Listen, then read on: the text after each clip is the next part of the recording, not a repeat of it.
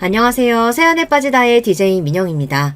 오늘 사연자는 가족을 위해 자신의 한 몸을 바쳐 평생을 살았는데 막상 꼬부랑 할머니가 되고 나니 옆에 남은 건 쓸쓸한 뿐이라네요. 과연 어떤 사연인지 들어보시겠습니다. 오늘도 두 가지 사연 준비되어 있는데요. 끝까지 들어주실 거죠? 그럼 오늘의 사연 바로 시작해 볼게요. 구독과 좋아요도 잊지 말고 꾹 눌러주세요. 안녕하세요. 저는 내일 모레면 80이 되는 할머니입니다. 이 늙은이 인생에 누가 관심이 있을까 싶지만 아무래도 억울하고 쓸쓸한 마음을 이야기할 곳이 없어 이렇게 사연을 보내게 됐습니다. 저는 지난 세월 동안 가족만 생각하며 살았어요. 어릴 때는 지지리도 가난해서 어떻게든 가정을 일으키기 위해 희생하며 살았습니다. 이제와 이런 이야기하기 부끄럽지만 저는 학교 다닐 때 돈이 없어서 국민학교도 간신히 졸업했어요.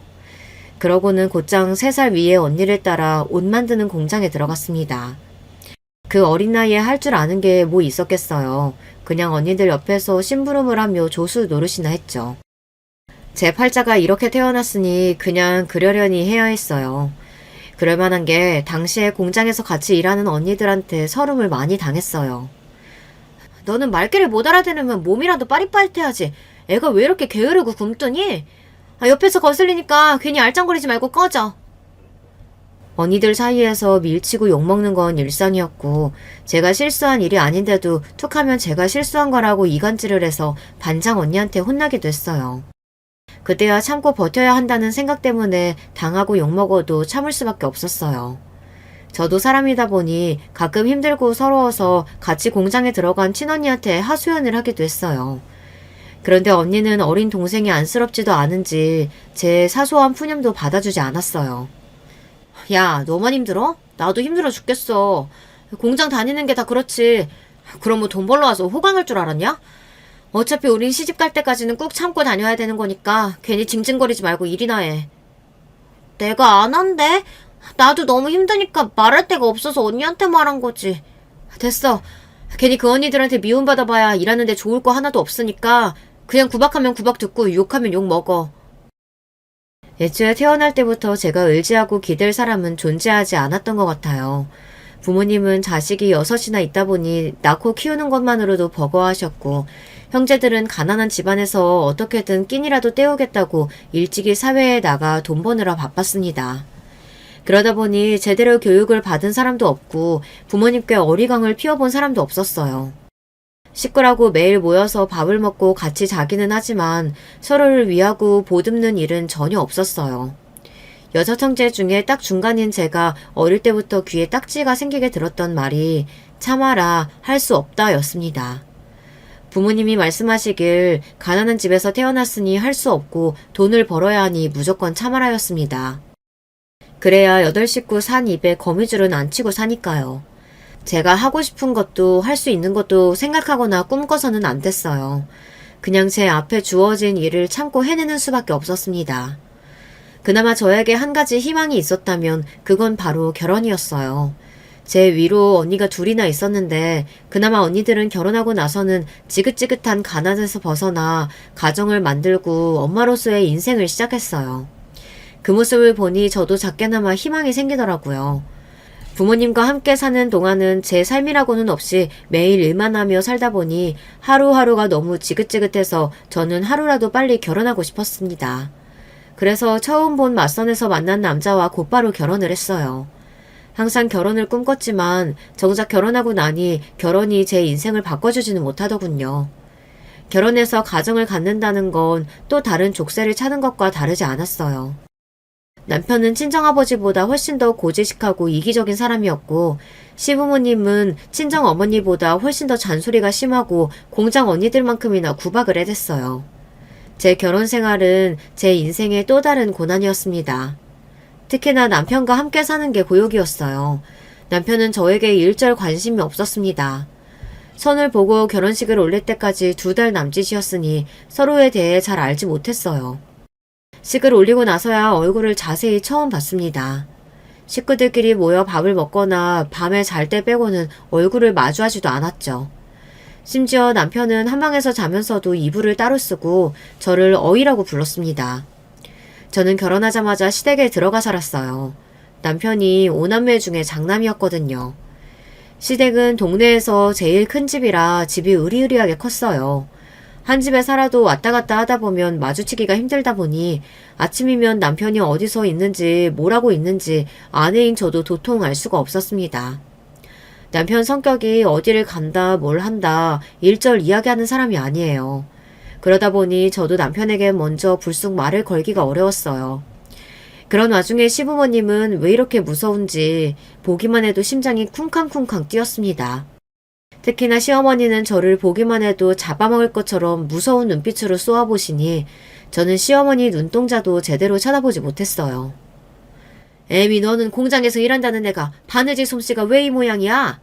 일찍이 나가서 사회생활 했다길래 똘똘하고 야무진 줄 알아서 데려왔더니만 맏며느리라는 게 영 쓸모가 없네. 시어머니 말씀대로 국민학교 졸업하자마자 나가서 일하면서 동생들 건사하느라 안 해본 일이 없이 열심히 살았습니다. 어릴 때나 언니들한테 구박을 좀 들었지 크면서는 그런 일 없었어요.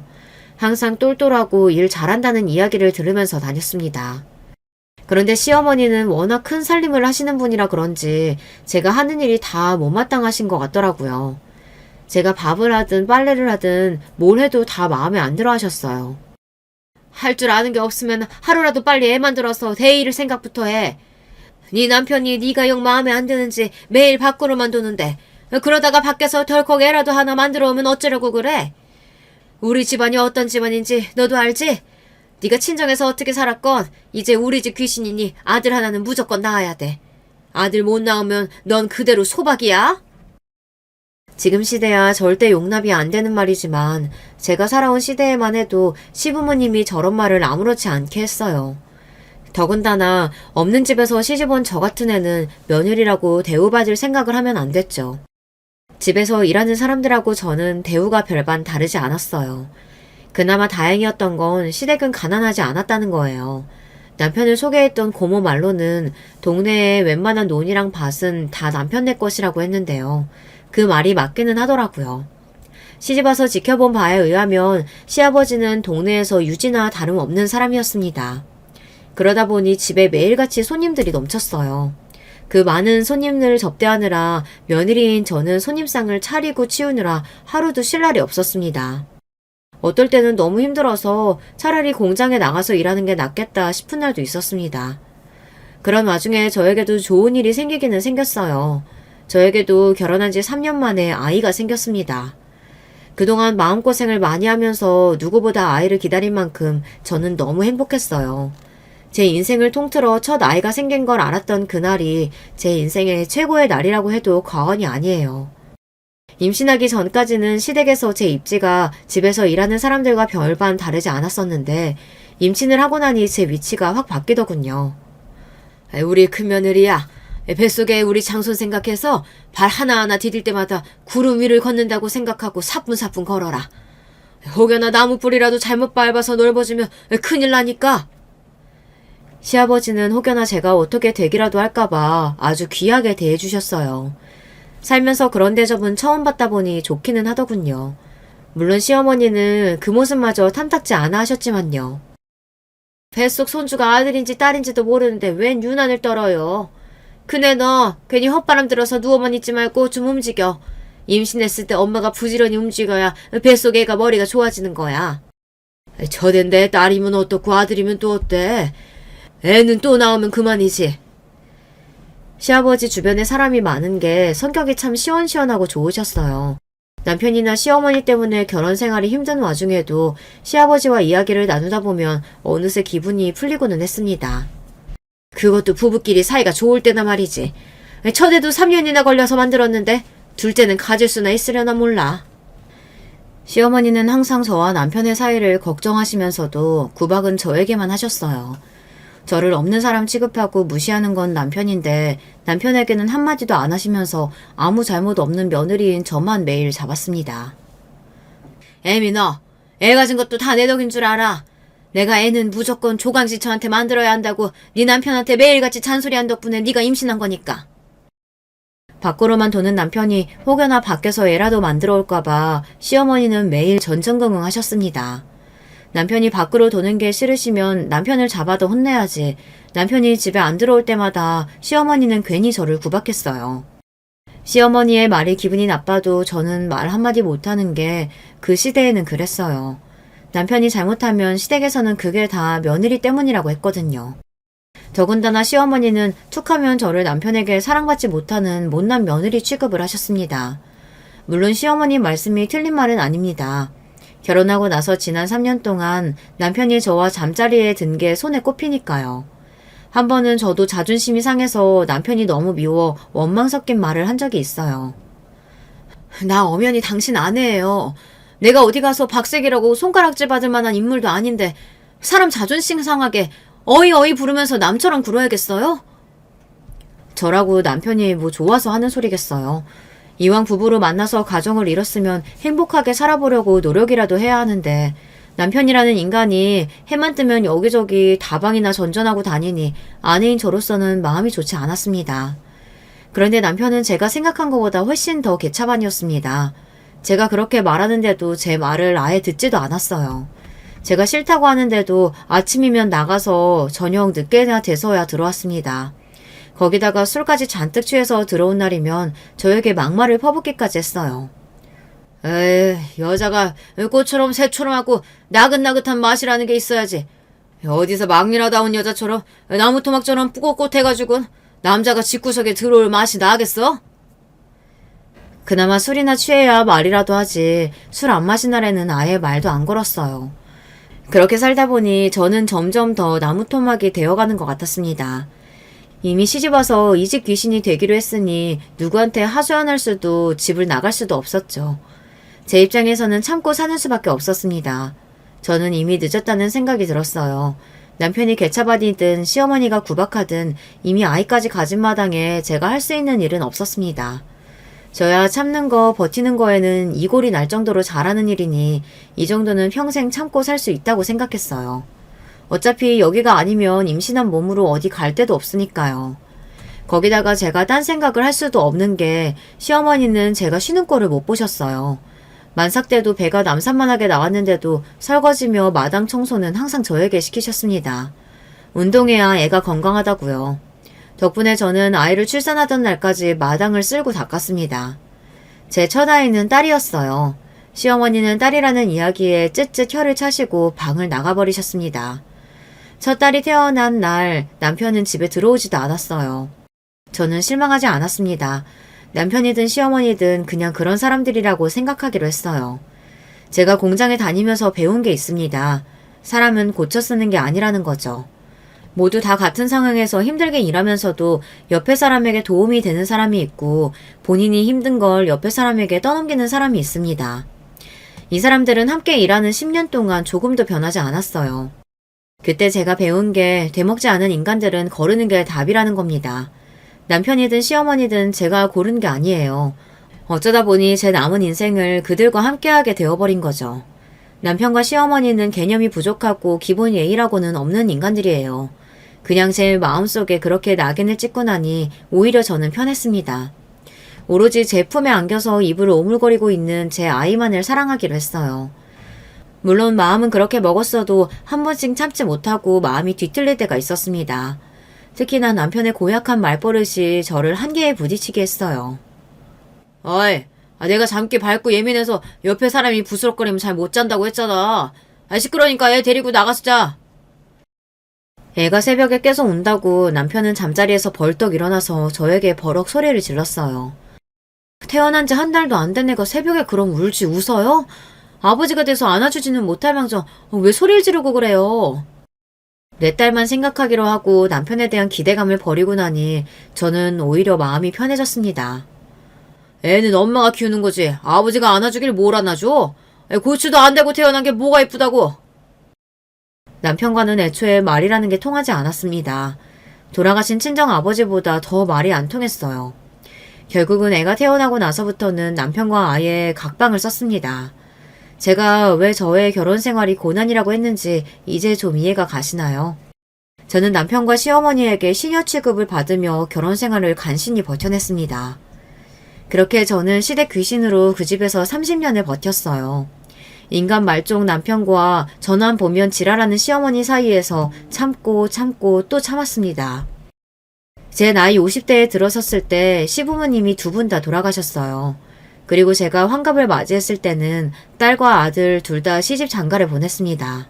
그러고 나서야 저는 그 집에서 벗어날 수 있었습니다. 저는 그 대궐 같은 집이 지긋지긋했어요. 어디를 가나 좋은 기억이라고는 없는 곳이다 보니 빨리 벗어나고 싶었습니다. 둘째 아들이 장가를 가자마자 저는 남편에게 말해서 그 집을 팔고 그 동네를 떠나고 싶다고 했어요. 조금 더 한적하고 조용한 곳으로 가고 싶다고 했습니다. 예전에는 상상도 할 수 없는 일이었지만 남편은 제 말대로 집을 팔았어요. 인간 말종 같던 남편도 나이가 들기는 들었는지 많이 변했습니다. 그럴만하죠. 그동안 본인이 저에게 한 짓이 있으니 늙어서 저에게 밥이라도 한 그릇 얻어먹으려면 앞으로 남은 인생은 저에게 참여하는 마음으로 살기로 했거든요. 집을 판 남편은 그 돈으로 제가 원하는 동네에 그림 같은 주택을 지어주었어요. 저와 남편은 남은 노후를 그곳에서 편안하게 보낼 생각이었습니다. 시부모님이 떠나시면서 그 많은 재산을 남겨주신 덕분에 저와 남편의 노후는 일찍이 준비되어 있었거든요. 저는 이제야 좀 내 인생도 피나보다 싶었습니다. 그런데 인생이라는 게 돈만 있다고 되는 게 아니더군요. 이제 좀 살만하다 싶었더니 이제는 자식들이 말썽이었어요. 딸내미는 일찍이 독립했어요. 대학을 외지로 간 탓에 집을 얻어서 일찍 독립했습니다. 그 이후로는 취직하고 일찍 결혼해서 성인이 된 이후에는 같이 산 적이 없어요. 그래서 그런지 애가 워낙 독립적이고 부모한테 기대려고 하지 않아요. 서로 떨어져서 산 세월이 길다 보니 언제부터는 연락도 자주 안 하고 명절이나 생일에 만나고 그랬어요. 마음이야 혼자 사는 딸내미 자주 보러 가고 싶기도 하고 챙겨주고 싶기도 했지만 시부모님 돌아가실 때까지 감옥 같은 집에서 매일 신년노릇을 하고 사느라 딸 자식도 챙길 여유가 없었습니다. 사실 큰딸이 외지로 대학을 가겠다고 했을 때 남편이랑 시어머니 둘 다 반대했어요. 걔집애가 겁도 없이 어딜 혼자 산단 소리래? 인생 망하려고 작정했어? 어머니 내버려 두세요. 지가 나가서 알아서 살 자신 있나 보죠. 외지로 나가면 학비고 뭐고 아무것도 안 해줄 거니까 그런 줄 알아? 남편은 딸이 원하는 대학에 입학했는데도 축하한다는 말 한마디 없이 외지로 나가는 건 무조건 안 된다고 반대만 했어요. 딸도 이미 우리 집 분위기를 다 알다 보니 더 이야기하지도 않았습니다. 언제나처럼 본인이 알아서 하겠다고 했어요. 대학을 가든 집을 구하든 제가 알아서 할 테니까 아버지든 할머니든 지금처럼 저한테 관심 가지지 말고 신경도 쓰지 마세요. 아이고 전혀 말하는 것 좀 봐. 자기 어미한테서 보고 배운 게 없으니 저 모양 저 꼴이지. 저런 걸 나중에라도 어떤 남자가 데리고 가겠어? 그만 좀 하세요. 애가 어린애도 아니고 왜 자꾸만 기를 죽이세요. 소영아, 괜찮으니까 너 하고 싶은 대로 해. 엄마가 다 알아서 도와줄게. 그때가 아마 처음으로 시어머니 앞에서 제가 딸 편을 들었던 것 같아요. 그전까지는 시어머니가 딸이라는 이유만으로 제 아이를 구박하고 무시해도 시어머니에게는 토를 달지도 못했으니까요. 그런데 저도 사는 게 지겹고 남편에게 질릴 대로 질리다 보니 세상 무서울 게 없더라고요. 제 첫 반항에 시어머니도 당황한 듯 보였지만 저도 이제는 무서울 게 없었습니다. 아무리 시어머니라고 해도 더는 저에게든 제 자식에게든 싫은 소리 하는 건 못 참겠더라고요. 저는 그 길로 시아버지에게 가서 부탁을 드렸어요. 소영이가 외지에 있는 대학에 합격했는데 남편이 등록금이랑 하숙집 구할 돈을 안 주려고 한다고요. 어려서부터 영화 만든다고 노래 부르던 애가 영화과에 합격했으면 잘했다고 축하를 해줘야지. 그 자식은 능력도 없는 게 왜 자식 앞길을 막아? 걱정하지 말아라. 이 할아버지가 알아서 다 도와줄 테니까. 소영이 너는 대학 가서 공부만 해. 남편이라고 있어도 시아버지만도 못했습니다. 딸애가 영화를 좋아하는 건 남편은 전혀 몰랐을 텐데 시아버지는 알고 계셨더라고요. 시아버지가 살아계실 때는 그래도 그 감옥 같은 집에서 제가 숨구멍이 좀 트였습니다. 평생 시부모님 그늘에서 아무것도 안 하고 반백수로 산 남편을 누구보다 한심하게 생각하셨던 시아버지는 저에게 항상 미안해하시고 안쓰러운 마음을 가지고 계셨거든요. 그러다 보니 제가 하는 말은 언제나 주의 깊게 들어주셨어요. 시아버지 덕분에 큰딸을 원하는 대학에 보낼 수 있었습니다. 학교 근처에 집도 얻어주셔서 딸애도 고생 안 하고 대학에 다닐 수 있었죠. 저는 그런 딸이 대견했어요. 저는 국민학교도 간신히 졸업하고 평생 공장에서 미식만 돌리며 살다가 집에서도 제대로 된 사람 대접도 못 받고 살았어요. 딸이 엄마 팔자 닮는다는 말을 제일 싫어하는 저로서는 딸이 저를 닮지 않고 자기 갈 길을 훨훨 잘 날아가는 모습이 마냥 고마웠습니다. 본인이 원하는 대로 영화 감독도 되고 돈도 많이 벌어서 그렇게 평생 저와는 다른 길을 가기를 바랬어요. 그런데 저의 바람과 달리 애가 대학을 졸업하고 작은 회사에 몇 년 다니더니만 갑자기 결혼하겠다고 하더라고요. 엄마로서의 솔직한 마음은 아직 나이도 어리고 하고 싶은 일도 많으니 조금 더 있다가 했으면 좋겠다 했는데 사위랑 둘이 너무 좋아서 죽는 모습을 보니 또 말릴 수가 없었습니다. 제가 그런 걸 못 해봤잖아요. 남편이랑 알콩달콩 행복하게 살아본 적이 없으니 제 딸만은 사위에게 사랑을 많이 받고 평생 행복하게 살았으면 했습니다. 그렇게 결혼한 딸은 아들을 하나 낳고 열심히 직장을 다니면서 살았어요.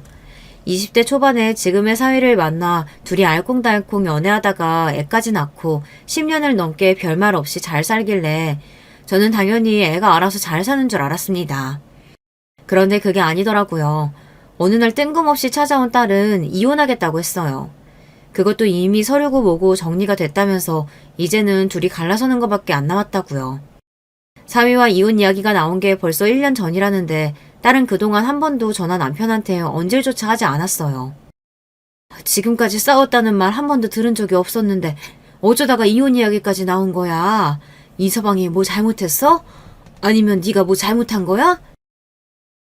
요즘 젊은 사람들이야 살다가 싫으면 헤어지는 게 별로 어려운 일도 아니라고 하지만 제가 옛날 사람이다 보니 애까지 있는 마당에 이혼하겠다는 딸의 말을 쉽게 넘어가기가 어렵더라고요. 이미 다 정리됐다고는 해도 10년을 같이 살았는데 한 번 더 이야기를 해보면 생각이 바뀔지도 모르겠다고 기대했어요. 그런데 제 말에 대한 대답은 일절 없이 딸이 이야기를 하는데 그 내용이 기가 막히더군요. 10년이나 같이 살았는데 누가 잘하고 못하고가 뭐가 중요해. 나 이혼 서류 정리되는 대로 혼자 유학 갈 거야. 지금이라도 하고 싶었던 영화 공부 다시 해보려고. 저는 순간 어안이 벙벙해서 말이 나오지를 않았습니다. 딸은 뭔가 대단한 억울한 일이라도 겪기라도 한 것처럼 울분을 토해내는데 저는 마치 꿈을 꾸고 있는 것만 같았어요. 너 지금 나이가 몇인데 공부를 해? 그러고 혼자라니?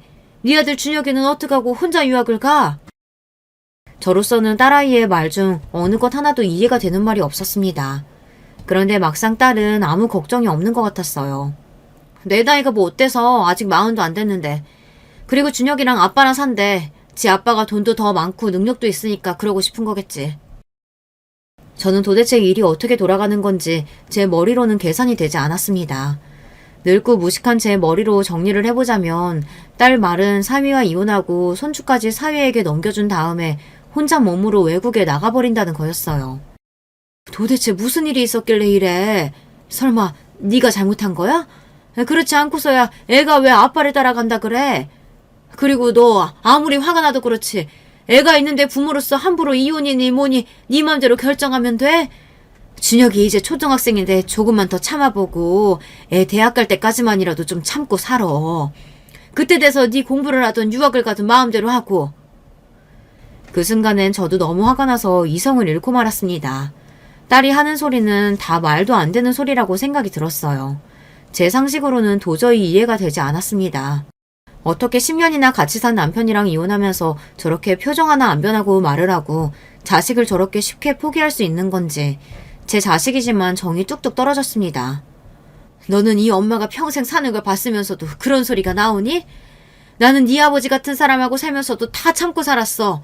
너 하나 보면서 꾹꾹 참고 살았다고. 자식 앞에서 자식 때문에 참고 살았다는 말은 절대 하고 싶지 않았지만 딸이 하는 짓이 마음에 들지 않다 보니 저도 모르게 말이 막 나왔습니다. 결혼 생활이라는 게 원래 그렇잖아요. 둘이 좋아주는 건 고작 몇 년이고 그 이후부터는 자식 보면서 가족처럼 사는 거죠. 그 전에 내가 가졌던 꿈이니 희망이니 세월 지나면 다 아무것도 아닌 건데 딸이 그 중요한 걸 놓치고 있는 것 같아 답답하기만 했습니다. 그런데 그때 딸이 저를 향해 원망스러움이 가득한 눈빛으로 쏘아보면서 눈물이 그렁그렁해졌어요. 엄마가 나 때문에 참고 살았다고? 거짓말 좀 하지 마세요. 엄마는 엄마 때문에 참고 살았잖아. 아버지가 무슨 짓을 해도 그 집에서 벗어나서 혼자 살 자신이 없었던 거잖아. 딸도 저에게 서운해서 한 말이었겠지만 딸의 말에 저는 너무 놀랐습니다. 딸이 그렇게 생각하고 있을 거라고는 생각도 못했어요. 나라고 그 집에서 사는 게 좋았는 줄 알아? 나도 엄마만큼이나 지긋자깃하기 싫었어. 내가 지금도 왜 친정이라고 자주 안 가는데 아버지랑 엄마 아무 일 없었다는 듯이 행복한 척 하는 거 소름 돋아서 안 가는 거야. 평소 워낙 말이 없던 딸이 갑자기 저에게 원망을 마구 퍼부어대니 저로서는 무슨 폭격을 맞은 것만 같았습니다. 소름? 너 엄마한테 어떻게 말을 그렇게 해? 엄마가 너한테 뭐 잘못한 게 있다고 그런 소리까지 해? 저는 딸의 울분 섞인 외침 하나하나에 상처를 받아 눈물이 왈칵했습니다.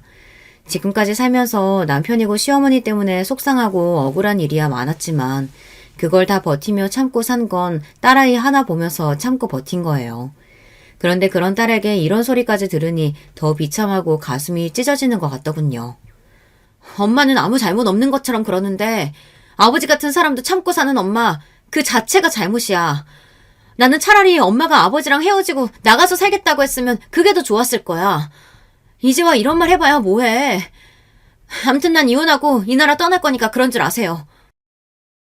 딸은 이혼이니 유학이니 어차피 저에게 허락받겠다고 온 게 아니라며 자기 할 말만 해놓고 가버렸습니다. 그날 제가 얼마나 불행했는지 몰라요. 하루 종일 밥도 안 먹고 자지도 않고 내내 멍하니 거실에 앉아 있었어요. 남편은 무슨 일이냐고 몇 번 묻더니만 제가 아무 말도 하지 않자 혼자 혀를 몇 번 끌끌 차고 방에 들어가 버렸어요. 이런 마음으로 남편과 이야기를 했다가는 제가 남편을 죽여버릴 수도 있겠다는 생각이 들더라고요. 인생이 도대체 뭔지 모르겠습니다. 어릴 때는 부모가 시키는 대로 살았고 결혼해서는 남편과 시어머니라는 장애물을 하루하루 넘으며 간신히 땅을 발에 짚고 살았습니다. 평생 끝나지 않을 마라톤 같던 인생이 이제 마지막에 들어섰다고 생각했을 때쯤 지금까지 살아온 제 인생을 송두리째 뒤흔들어 버릴 정도의 태풍이 몰려왔습니다. 딸의 이혼과 유학이 저에겐 그 정도로 큰 상처였어요.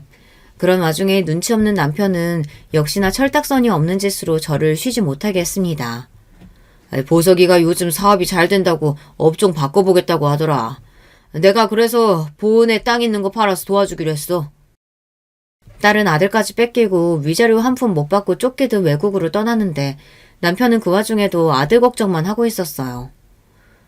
보은 땅을 팔든 말든 언제 나한테 허락을 받았다 그래. 당신이 알아서 해요. 나는 이 집만 있으면 되니까. 저는 욕심이라고는 없었습니다.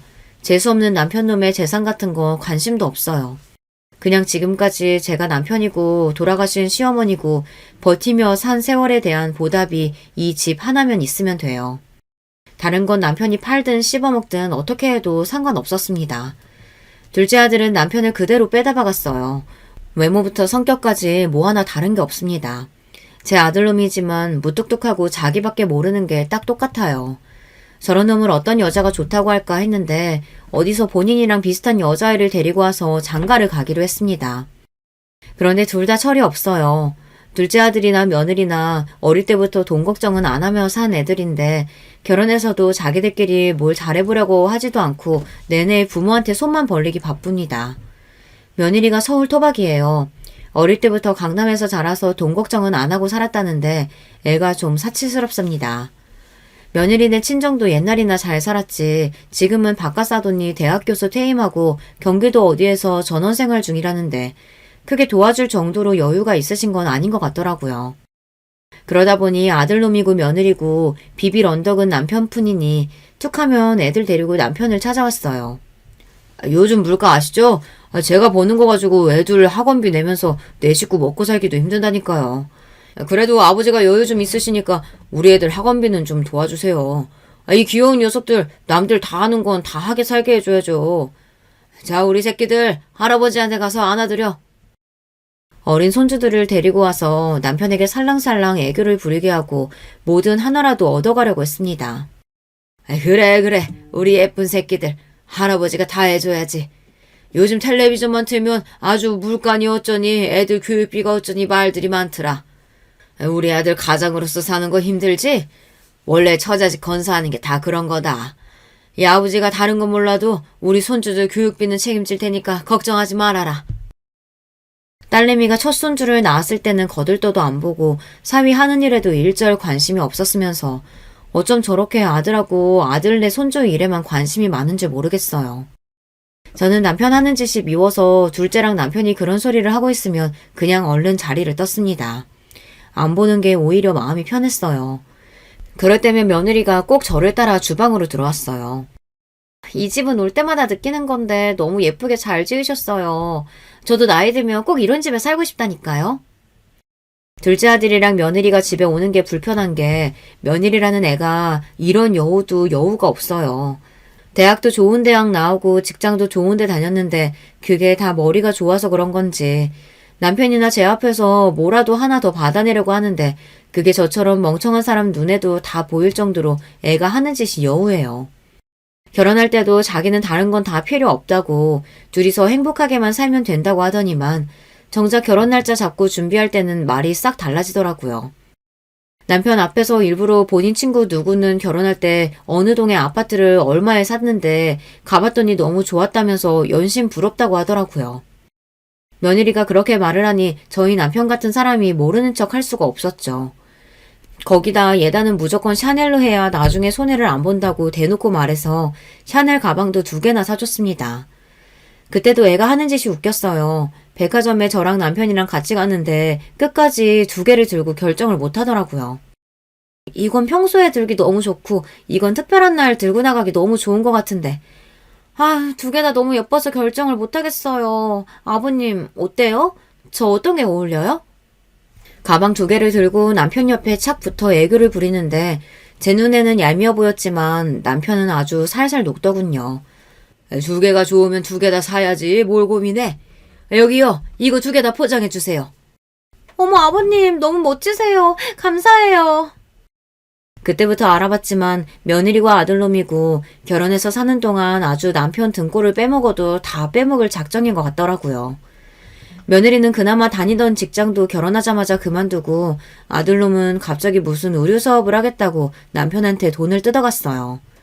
그래놓고 이제와 사업이 또 잘 안 된다면서 남편한테 돈을 더 달라고 했나 봐요. 저라고 왜 아들이나 남편이 걱정 안 되겠어요. 재산이라고 있어도 다 시부모님께 물려받은 거라 사실 남편이 버는 돈은 없습니다. 그나마 건물에서 나오는 돈으로 둘이 생활하는 건데 아들님이 저렇게 자리를 못 잡고 매일 밑 빠진 벽에 물 붓는 것처럼 돈을 뜯어가니 저도 걱정이 되기는 했습니다. 애 나이가 몇 살인데 아직도 애한테 전전긍긍해요. 한번 도와줬으면 그걸로 본인이 지지고 볶고 어떻게든 알아서 해야지. 언제까지 도와줄 거예요? 당신이 몰라서 그렇지. 요즘은 애 둘 키우는 게 우리 때랑은 달라. 영어 유치원이니 사립초등학교니 해줄 게 많다니까. 자식이라고 많지도 않은데 부모가 도와줄 수 있으면 도와줘야지. 아이고 그렇게 자식 생각하는 사람이 딸내미는 외국에서 어떻게 살든 말든 그렇게 관심도 없어요? 평생을 지지고 볶고 싸우면서 살았으니 늙어서까지 남편과 싸우고 싶지는 않았습니다. 이제는 그럴 힘도 없고요. 그래서 웬만한 일은 잘 참고 넘겼지만 자식들 가지고 차별할 때는 저도 웃겠습니다. 사람이 양심이 없어도 너무 없으니까요. 계집애가 어릴 때부터 부모 말이라고는 안 듣더니만 결국은 이혼당하고 쫓겨난 거 봐. 본인이 본인 인생 꼬아서 사는 애를 내가 뭐 어떡해? 남편은 변한 게 없었습니다. 다 늙어서 버림받을까봐 슬슬 제 눈치나 보면서 사는 거지 그 속은 옛날이나 지금이나 똑같았어요. 그런데 생각지도 못한 일이 벌어지고 말았습니다. 천년만년 살 줄 알았던 남편이 갑자기 죽어버렸어요.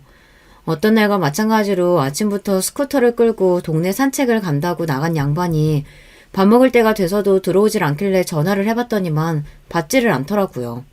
저는 또 어디서 동네 사람들이랑 모여 고스톱이나 치고 있나 보다 했는데 그게 아니었어요. 몇 분 후 전화가 걸려 하는데 글쎄 병원이랍니다.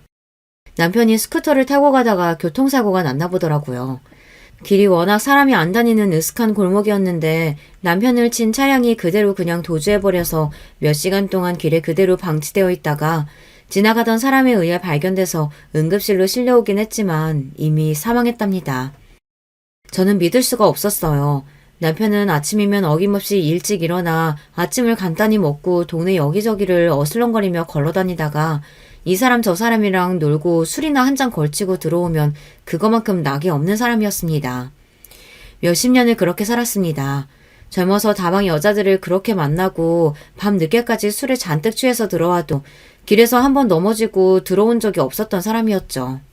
그런 사람이 차에 치여서 몇 시간이나 길에 누워있다가 그대로 죽었다고 생각하니 도저히 믿기지가 않았습니다.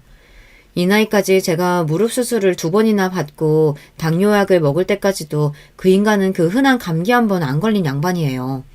제가 몇십 년 동안 욕을 해서 그 인간만큼은 벽에 똥칠할 때까지 살 줄 알았는데 이렇게 허망하게 갈 줄은 몰랐습니다. 남편 장례를 치르고 저는 그 큰 집에 혼자 남겨졌습니다. 젊어서부터 이 순간만을 간절히 바라고 또 바랬는데 막상 혼자가 되자 말로 표현할 수 없을 정도로 허무하고 허탈하더군요. 집안 곳곳에 남은 남편의 흔적을 보는데 아무것도 손을 댈 수가 없었어요. 남편이 죽고 49제를 치를 때까지 남편이 죽었다는 게 실감이 나지를 않았습니다. 49제가 지나고 딸은 다시 원래 있던 나라로 돌아갔어요. 장례 끝나고 바로 돌아갈 줄 알았는데 혼자 남은 제가 걱정되기는 했는지 49제까지 같이 있어주다 일이 있다면서 다시 돌아갔습니다. 그런데 딸이 웬일로 같이 가자는 말을 하더라고요. 엄마도 외국에 나가본 적 없으니까 이 김에 나랑 같이 나가서 살래? 여기 있어봐야 엄마도 혼자고 거기서 나도 혼자니까 그냥 같이 살지 뭐. 저나 딸이나 서로 떨어져 산 지가 오래라 서로 살가운 소리를 못해요. 딸로서는 그 말이 저에 대한 걱정을 최대한 표현한 거겠죠. 저만 여기에 두고 혼자 가기가 아무래도 신경 쓰였나 보더라고요. 저는 딸의 그런 마음이 마냥 고마웠습니다. 아이고, 영어 한마디 못하는 사람이 그 먼 데 가서 어떻게 살아. 엄마는 혼자여도 여기가 편해. 걱정하지 말고 조심해 돌아가. 이런 깡시골이 뭐가 좋다고. 그리고 평생 괴롭히던 사람이 죽었는데 뭐가 그렇게 슬퍼서 우울하게 있어요. 다른 건 몰라도 아버지가 돈은 많이 남기고 죽었으니까 엄마도 이제 마음 편히 돈이나 펑펑 쓰면서 편하게 살아. 무슨 일 있으면 바로 연락하고. 딸아이 말이 맞았습니다. 저도 남편이라면 치가 떨리고 지긋지긋해요. 이제 정말 그 인간 없이 혼자가 되었으니 제 마음대로 하고 살면 그만이었습니다. 그런데 그것도 마음대로 되지를 않네요. 이놈의 몸뚱아리가 마음대로 되지를 않아요. 몇 년 전 수술한 무릎에 또 뭐가 문제가 생겼는지 너무 아파서 걷는 것도 힘들었어요. 시골에 혼자 있다 보니 도저히 서울에 있는 병원까지 혼자 갈 수가 없어서 둘째에게 연락을 했습니다. 하루 쉬는 날 병원에 좀 데리고 가달라고요. 아들은 흔쾌히 알겠다면서 바로 다음날 며느리랑 같이 집에 내려왔습니다. 둘째 아들네와 함께 서울에 있는 병원에 갔다가 근처 식당에서 밥을 먹었어요. 그런데 며느리가 생각지도 못한 이야기를 하더라고요. 어머니는 이렇게 힘드신데 앞으로 어떻게 혼자 계시려고 그러세요? 치료받으시려면 병원에도 자주 가야 하니까 그냥 서울에 올라오시는 거 어때요? 저희가 모실게요. 마냥 철이라고는 없게 봤는데 며느리가 제 생각을 많이 하고 있더라고요. 남편 죽고 시골에 혼자 남은 제가 식사는 잘 하시는지 아프신 데는 없는지 매일 걱정했답니다. 그러면서 하는 말이 이제 아이들도 다 크고 여유가 생겼으니 저더러 본인들 집에 들어와서 살래요. 며느리가 저를 모시겠다고요. 겉으로 티를 내진 않았지만 저는 좋았습니다. 사실 눈물이 핑 돌 정도로 좋았어요.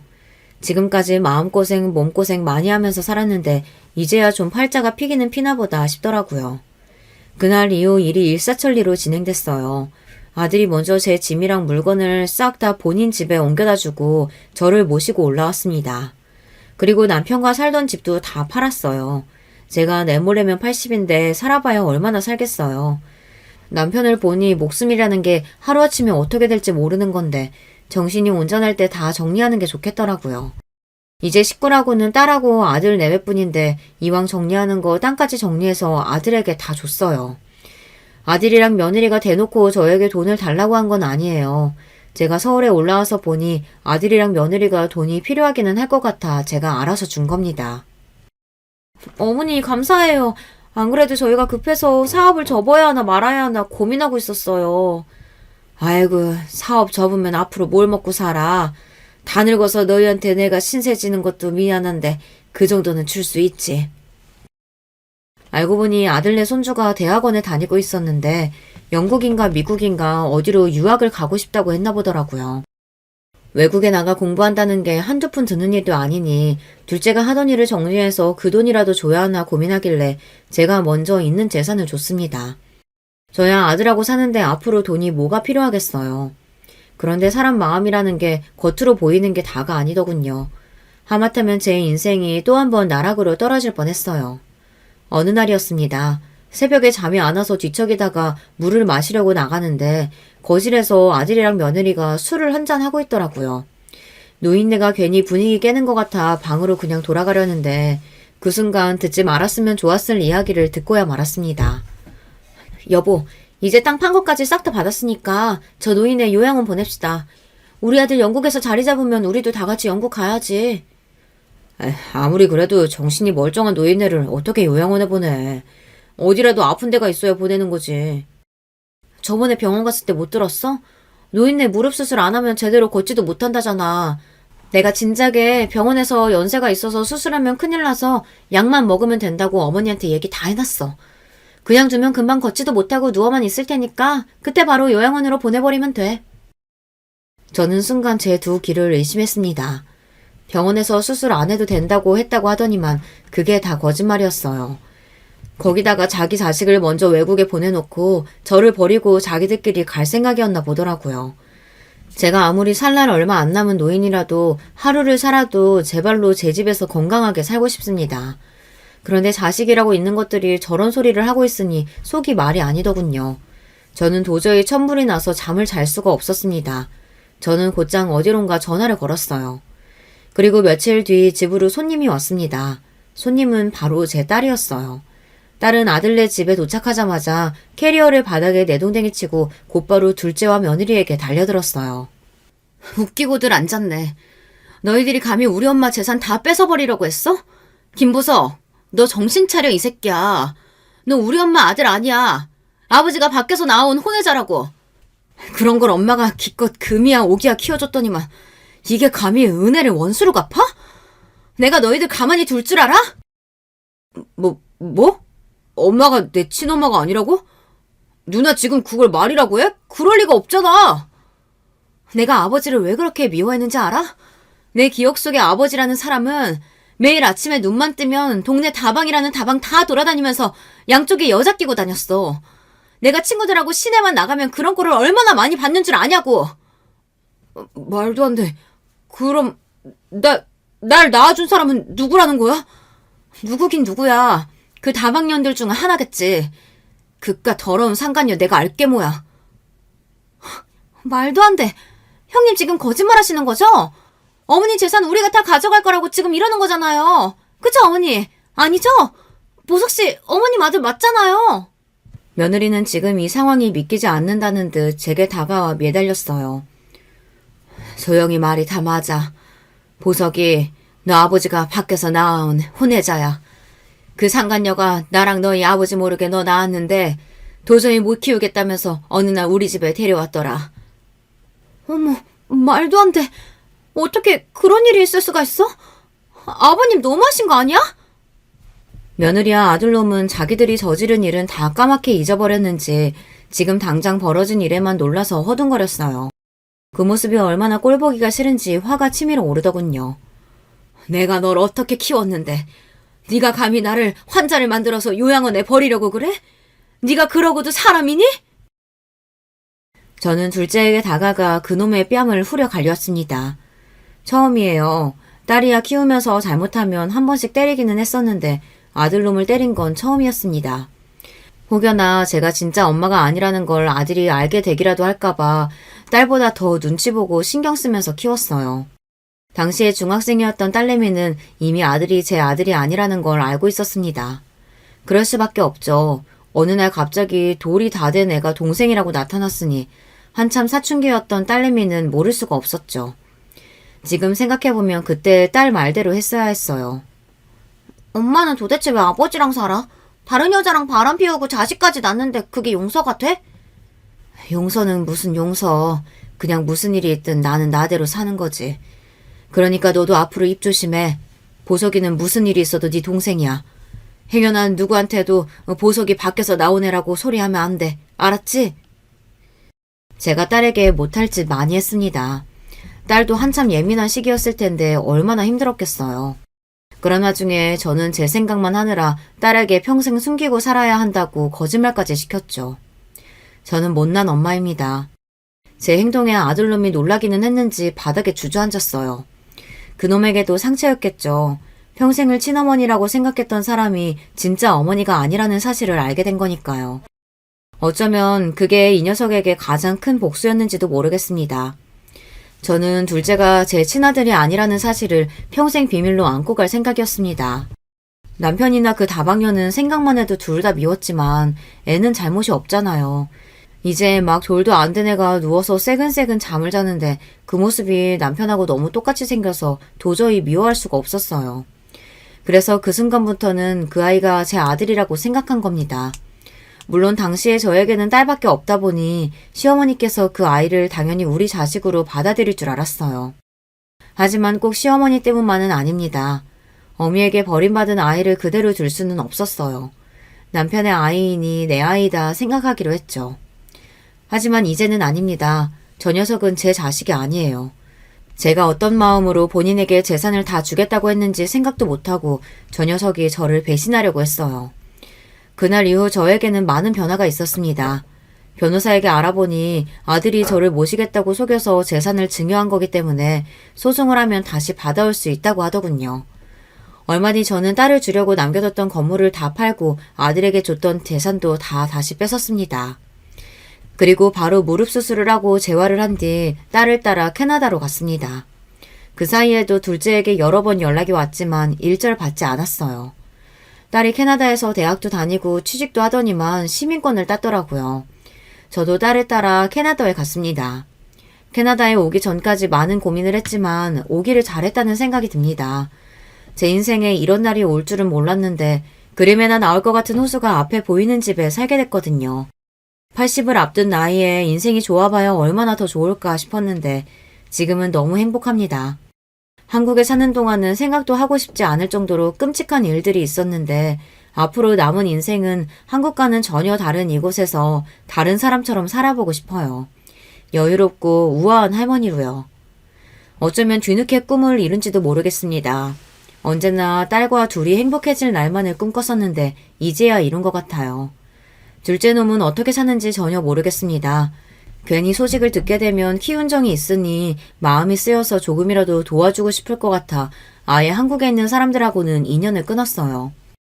저는 요즘 아주 행복합니다.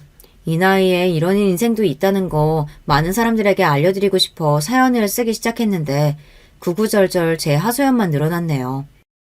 여러분은 저처럼 후회만 남는 인생 말고 언제나 즐거운 인생 사시길 진심으로 바라겠습니다. 끝까지 제 이야기 들어주셔서 감사해요. 가끔씩 잠이 안 올 때마다 사연에 빠지다 채널을 틀어놓고는 하는데 이렇게 제가 직접 사연을 보내게 될 줄은 몰랐네요. 제가 약간 속으로 삭히는 스타일이고 나쁘게 보자면 소심하고 좋게 보자면 차분한 사람이라 이런 사연 참여도 많이 망설였어요. 솔직히 밝히자면 욕이라도 먹을까봐 걱정이 됐고요. 하지만 참을 때까지 나름 참아보다가 터지고 말았던 제 경험담을 한 번쯤은 어딘가에 공유하고픈 마음이 자꾸 들어서 결단을 내렸네요. 사연을 보면 별 기구한 환경에서 자라신 분부터 아마도 우리나라에서 손꼽히지 않을까 싶은 재력가 분들도 등장을 하시던데 그런 것에서 제 위치를 빗대어 표현을 해드리자면 저는 여러분이 아마 살아오시면서 주변에 꼭 한둘쯤은 보셨을 법한 그런 수준의 환경에서 자라나 그런 성격을 가진 사람입니다. 제가 아주 어렸을 때 아버지가 돌아가셨어요. 밤에 술에 취하신 채로 무단 횡단을 하다가 비명 횡사하셨습니다. 제 위로는 나이 차이가 9살이나 나는 오빠가 있었는데 아버지가 돌아가신 이후로 고모라는 분께서 오빠를 맡아 키우기로 하시고 데려가셨어요. 제가 고모를 먼 어감으로 표현하는 건 저는 그 이전까지 짧은 생 동안 고모를 뵌 적이 없었기 때문이에요. 그 이후로 고모는 캐나다로 이민을 가셨고 당연히 오빠도 함께였으며 그렇게 가족의 연이 끊어지게 되었습니다. 저는 엄마가 가끔씩 밤마다 소주 한 병에 쉰 김치 하나를 안주 삼아 드시면서 흐느끼시는 걸 몰래 들어왔죠. 아들 하나라도 먹고 살 걱정은 없을 것 같은 환경에 보냈으니 다행이라고 해야 하나. 아니면 남겨진 딸이 불쌍하고 미안하다고 한탄을 해야 하나. 진작에 사이가 안 좋았던 남편이란 냉혈한 교류 한 번 제대로 없었던 매정한 시댁 인간들. 그것들하고 전부 인연을 끊고 살았다면 우리 딸, 우리 서영이 고된 인생을 시작하지도 않았을 텐데 전부 내 잘못이야. 저는 그 흐느낌을 언제나 못 드는 척하면서 이불 속에서 숨을 죽였습니다. 저희 집은 무척 가난한 편이었어요. 아버지가 돌아가신 이후로는 더했죠. 어렸기에 잘 몰랐지만 커가면서 유추할 수 있었던 것은 아버지뿐만 아니라 친가 사람들이 전부 자기 밥그릇만 딱딱 챙기면서 살고 온정이라는 게 없는 유형들이라는 것이었어요. 아마 천성이 그랬나 봐요. 저희 집이 어려웠는데도 친가의 친척들은 누구 하나 도와주기는커녕 아는 채도 안 했던 것 같아요. 그러다가 아버지가 갑자기 돌아가시자 그나마 고모가 캐나다로 가실 예정에 저희 오빠를 끼워주셨던 거죠. 참고로 오빠는 친탁을 한 성격이었습니다. 무심하고 이기적이고 계산적이고 손해보는 걸 싫어했죠. 능력보다 이상을 높게 잡았고요. 그런 게 완전히 친가 유전이었으니 그걸 고모가 하시고 데려가셨는지는 모를 일입니다. 엄마는 저를 위해 안 해보신 일이 없었던 것 같아요. 당신의 나이 30대 중반에 저를 낳으셨었으니 결코 젊은 체력이 아니셨지만 그래서 더 고되셨을 테지만 쉬지 않으셨죠. 저는 그 모습을 보면서 자랐어요. 차마 비싼 준비물 살 돈을 달라고 하기가 망설여질 때가 있어서 그냥 안 챙겨가고 학교에 가서 손바닥을 맞는 걸 선택하는 아이였고 같은 반 여자애들이 전부 유행하던 머리핀이나 액세서리를 하나쯤은 하고 다닐 때 고작 문방구에서 산 방울 머리끈 하나로 사시사철을 의연하게 지내던 아이였습니다. 물론 어린 아이들이 순수하기 때문에 잔인하다는 말처럼 저는 가난과 결핍으로 인해 부족했던 모습들을 친구들에게 지적당하고 놀림당하면서 때로는 괴롭힘의 대상이 되기도 하였습니다. 상처받은 티를 내기에는 자존심이라는 게 나름 있어서 괜히 더 꿋꿋한 척을 했었죠. 그러면서 저는 내면이 단단하지만 소심하고 상처가 많은 사람이 되어갔던 것 같습니다. 외가는 워낙 잘 살진 못해서 원조를 딱히 기대할 수는 없었어요. 당장 외삼촌 댁만 하더라도 기초 수급자이셨던 걸로 알고 있으니까요. 엄마, 저번에 엄마가 이모랑 통화하는 걸 들었는데 혹시 이모네 다음 주에 제주도 여행 가? 우리도 제주도 같이 데려가 달라고 하면 안 돼? 그리고 제주도 가실 돈 있으면 우리 좀 도와주시지. 아, 이런 생각하면 너무 염치가 없는 건가? 아니야, 서영아. 충분히 그렇게 생각할 수 있지. 네가 잘못한 건 아니야. 그런데 이모는 외할아버지하고 외할머니를 계속 모시면서 살고 있잖아. 다른 형제들처럼 형편이 아주 어렵지는 않다는 것, 그것 하나만으로도 여태까지 부모를 책임지며 사는 자식으로 지내왔으니 모처럼 제주도에 놀러 간다는 것, 그걸 보면서 잘 됐다, 잘 쉬다가 왔으면 좋겠다, 이렇게 봐주는 게 좋을 것 같아. 아, 생각해보니까 그렇네. 이모가 지금까지 외할아버지랑 외할머니를 다 챙기면서 사셨구나. 아, 내가 왜 이걸 고려를 못했을까? 나는 생각하는 게 너무 좁나 봐, 엄마. 우리 서영이는 누구를 닮아서 이렇게 착할까? 모르긴 몰라도 네 친구들 중에서 너처럼 이렇게 생각이 깊은 사람은 없을 거야. 엄마 눈에는 우리 서영이가 최고야. 늘 부족하고 변변찮은 이런 엄마라서 우리 서영이에게 늘 미안할 만큼 우리 서영이는 전혀 모자란 게 없어. 그냥 엄마가 다 미안해. 나 엄마한테 그런 소리 들으려고 한 거 아니야. 제발 그런 소리 좀 그만해. 엄마는 다 좋은데 가끔 이렇게 너무 울적하고 자기 비하를 잘하는 것 같아. 그럴 때마다 난 진짜 속상해. 나는 엄마랑 살아서 행복하고 돈이 많이 없어도 괜찮아. 내가 성공하지는 못하더라도 꼭 인생 잘 살게. 엄마는 이 다음에 내가 커서 엄마 같은 결혼하지 말고 꼭 나를 우선으로 아껴주는 남자랑 결혼하는 게 소원이라고 했지? 그 소원도 내가 들어줄게. 그러니까 엄마가 자꾸 나한테 미안해하면서 우울해할 거 없어. 엄마는 감동하셨다는 듯 제 손을 꼭 잡아주셨고 저는 그때 뭉클한 감정이 들었죠. 사실상 연락 한 통 없는 오빠는 남이나 다름없었습니다. 저는 그저 피를 나눈 형제가 지구상 어딘가에 존재한다는 정도로 생각하면 끝이었지만 엄마에게는 친자식이었으니 그 심정이 오죽하셨을까요? 밤에 잠이 안 오실 때마다 깊은 한숨을 내쉬며 뒤척거리시는 게 오빠를 생각하고 계셔서 그러시는 것만 같았어요. 그래서 제가 더욱 잘하고자 하였습니다. 그런데요, 인생이라는 게 왜 뜻대로 안 흘러갈까요? 세월이 흘러 저는 남편을 만나게 되었는데요. 우연히 지인의 지인을 통해서 알게 되었던 남편이 처음에는 그저 별다르지 않게 느껴졌어요. 다리를 살짝 전다는 걸 알게 되기 전까지는 말이죠. 궁금해지더라고요. 무슨 사연이 있었는지 말이죠. 나는 나처럼 군대에서 힘든 일을 겪은 사람도 또 없다고 생각해. 나 군대에 있을 때 아버지 돌아가셨지? 우리 누나가 매형 바람 때문에 상심해서 건물 옥상에 올라가 죽는다고 난리쳐서 엄마 충격으로 쓰러지셨지. 그리고 결정적으로 내가 훈련 도중에 다리를 다쳤는데 제때 적절한 치료를 못 받아서 영영 이쪽을 절게 되었지. 어디 나처럼 힘든 군생활 보내본 사람이 있으면 나와보라고 하고 싶네. 그런 일이 있었구나. 근데 이야기 듣기 전에는 그런 사연이 있었을 거라고는 짐작도 못했어. 그냥 수더분하고 사람들하고 잘 어울리고 그런 사람으로만 보였어. 되게 내면이 강한 사람이구나. 내가 본받아야겠네. 다들 내 얘기 듣고 나면 나를 동정하거나 별정 보듯이 쳐다보거나 아니면 부담스러워하던데 이런 반응 보이는 사람은 또 처음이다. 저희는 서로에게 묘한 호감을 느꼈습니다. 그게 시작이었고 끝내 부부의 연으로 이어졌죠. 저희 엄마도 남편을 괜찮게 보셨어요. 사람은 겉보다 속이 중요하다고 제가 좋다면 당신께서는 상관없다고 말씀을 해주신 이후로 저는 남편에게 마음을 더 열게 되었던 것 같습니다. 그러나 모든 게 지나간 지금이야 이르러서야 저는 차분하게 생각이라는 걸 해봅니다. 인정을 해보자면 저는 아마도 어렸을 때부터 어려운 환경에서도 버텨야 한다는 강박, 힘든 엄마께 짐이 되어서는 안 된다는 착한 아이 증후군, 이런 것들을 쌓아오면서 어쩌면 남편을 보자마자 익숙한 환경의 내음을 맡은 것일지도 모르겠습니다.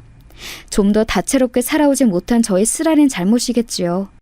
남편하고 결혼하기까지 딱 거기까지는 모든 게 좋았어요. 문제가 없었죠. 시어머니께서도 저를 반겨주셨고요. 그래, 우리 범준이하고 결혼하기로 했다고? 잘 생각했어. 고마워. 내가 앞으로 며느리 사랑으로는 동네에서 최고로 꼽히는 시어머니가 되어보도록 내가 그렇게 할 테니까 우리 범준이 잘 좀 부탁할게. 내 아들이어서가 아니라 정말로 착하고 성실하고 인물도 빠지지 않고 정말 괜찮은 녀석이야. 네, 어머님 괜찮은 사람인 거 저도 알아요. 앞으로 잘 살아볼게요. 저도 잘 부탁드립니다. 그렇게 훈훈한 고부 관계의 시작, 결혼 생활의 시작인 줄로만 알았습니다. 하지만 몇 달이 흐르자 하늘이 저를 비웃으며 이러더군요. 착각도 유분수라고 말이죠. 남편이 출퇴근을 잘했고 회사에서도 자기 일은 잘하는 모양이었는데 집안일은 정말이지 전부 다 저희 몫이었어요. 열이면 열 전부 다요. 쓰레기하고 음식물 버리러 나가는 일조차 제 몫이었으니 말 다 했다고 봅니다. 하라고 시키면 입으로는 알겠다고 해요.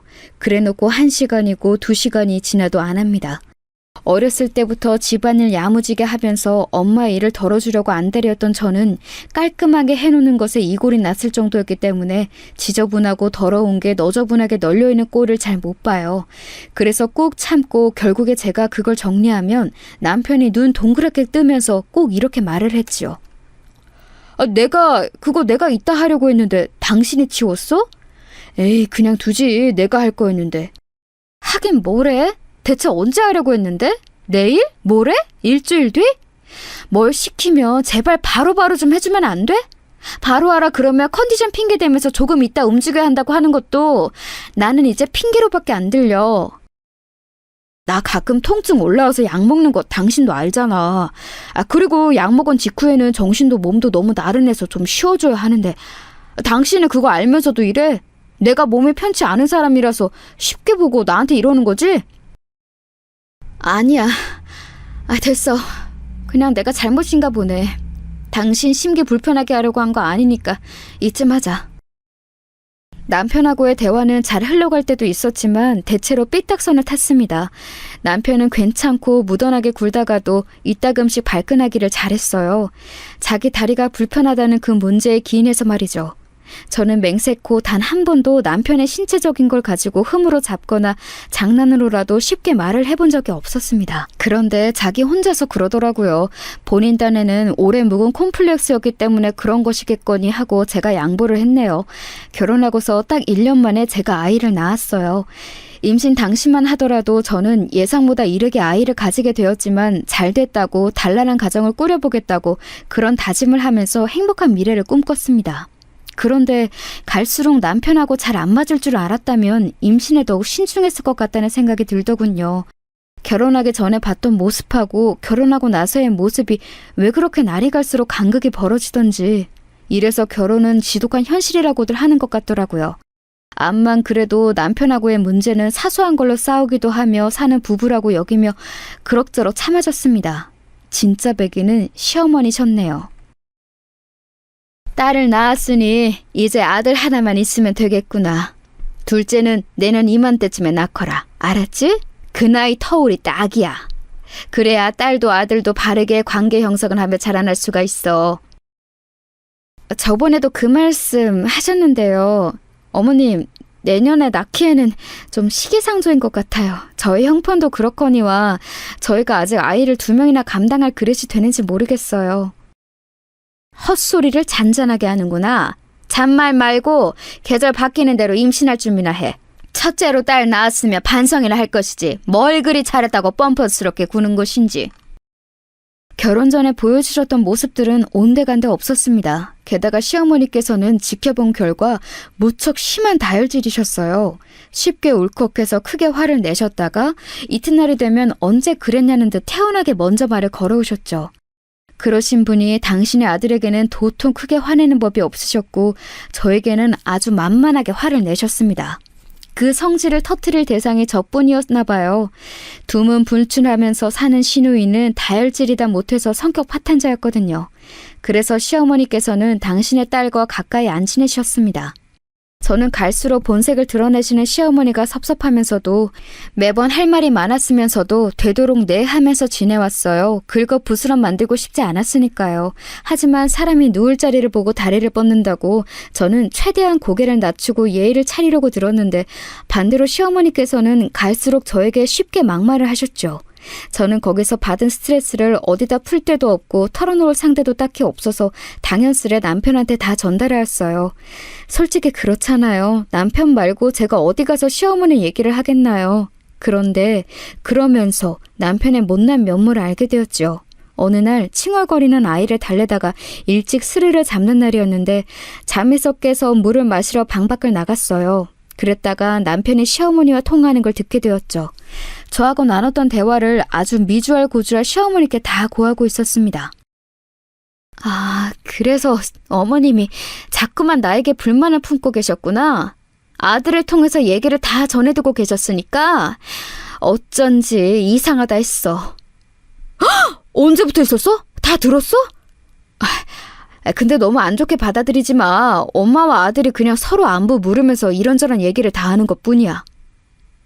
떠올려낸 변명이 겨우 그 정도야? 정말 해도 해도 너무한다. 내가 어머니 성질 얼마나 참아하는지 아는 사람이 중간에서 어쩜 이럴 수가 있어? 앞으로는 어머님한테 절대 내 입에서 따로 나온 얘기 전해드리지 마. 고자질 하지 말라고. 알았어. 안 그럴게.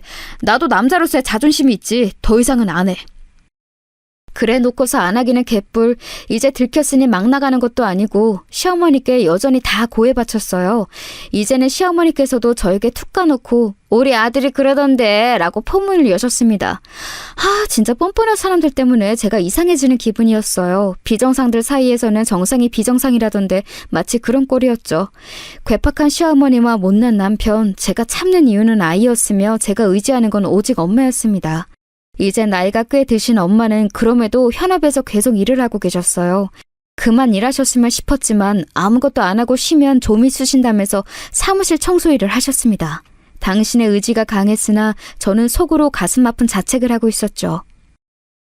내가 잘난 딸이었으면 돈이 넉넉했다면 엄마가 일을 계속하진 않으셨겠지. 내가 지지부진하게 살기 때문에 엄마는 혹시나 당신이 나에게 짐이 되실까봐 그게 걱정돼서 일을 놓지 못하시는 거야. 너무 죄송했습니다. 저는 제 평생을 엄마가 고생하시는 모습을 보고 있었는데 자식으로서 큰 도움이 못 되어드리고 있었으니까요. 만약 엄마의 인생에서 제가 없었다면 아버지가 돌아가시고 오빠가 외국으로 가버렸을 때 저만 아니었다면 엄마는 새 출발을 해서 여유롭게 사셨을지도 모를 일이었습니다. 제가 엄마의 발목을 잡은 것일 수도 있었죠. 그렇게 생각하면 정말 미칠 것 같더라고요. 그러던 와중에 엄마가 엄청 추운 날씨에 일을 다니셨다가 몸살 감기를 크게 앓으셨어요. 나이가 드시니까 이제 그런 것에도 영향을 많이 받으시더군요. 감기가 다 나은 후에도 쉽게 골골거리시며 기력을 잘 회복하지 못하셨어요. 온몸이 쑤신다고 하시는 말씀을 듣고 얼마나 마음이 아팠는지 모릅니다. 내과에 가봐도 뾰족한 수가 없고 약국에서 영양제를 사 먹어도 별로 효과가 없는 것 같다 하시던 엄마가 고민 끝에 동네에서 잘 되는 한의원을 찾아가셨어요. 그리고 침을 한번 맞고 오셨는데 꽤 괜찮으셨나 봐요. 엄마, 효과를 봤는데 왜 한 번 가고 마신다 그래? 따로 보약 같은 건 안 지었어? 그런 게 다 돈이야. 그것도 큰 돈. 이제 살만해졌으니까 굳이 더 가서 난리 안 피워도 돼. 내가 이럴 줄 알았어. 엄마, 한의원 다니는데 보태 쓰라고 용돈 좀 아까 넣어놨으니까 그걸로 치료 더 받아. 알았지? 엄마 아프시면 내가 심장이 철렁해야 못 살아. 아이고, 힘들게 번 돈을 왜 나한테 쓰니? 이미 줬다니까. 그럼 고맙게 쓸게. 우리 딸 정말 고마워.